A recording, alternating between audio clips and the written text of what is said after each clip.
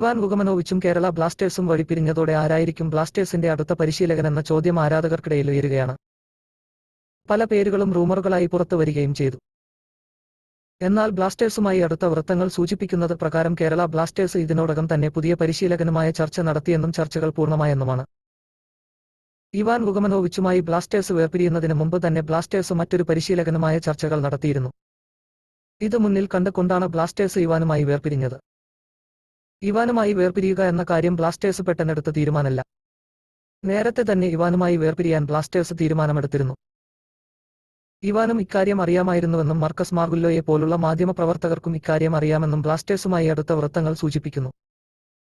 നേരത്തെ തന്നെ ഇവാനുമായി വേർപിരിയുന്ന കാര്യത്തിൽ ക്ലബും ഇവാനും ധാരണയിലെത്തിയിരുന്നു. ഇതേ സമയം തന്നെ മറ്റൊരു പരിശീലകനെ ബ്ലാസ്റ്റേഴ്സ് കണ്ടെത്തുകയും ചെയ്തിരുന്നു. എന്നാൽ ആ പരിശീലകൻ ആരാണെന്ന കാര്യത്തിൽ വ്യക്തതയില്ല. പുതിയ പരിശീലകനുമായി ബ്ലാസ്റ്റേഴ്സ് നേരത്തെ ചർച്ചകൾ പൂർത്തീകരിച്ചതാണെന്നും ഉടനെ പുതിയ പരിശീലകന്റെ പ്രഖ്യാപനം ഉണ്ടാവുമെന്നാണ് കരുതപ്പെടുന്നത്.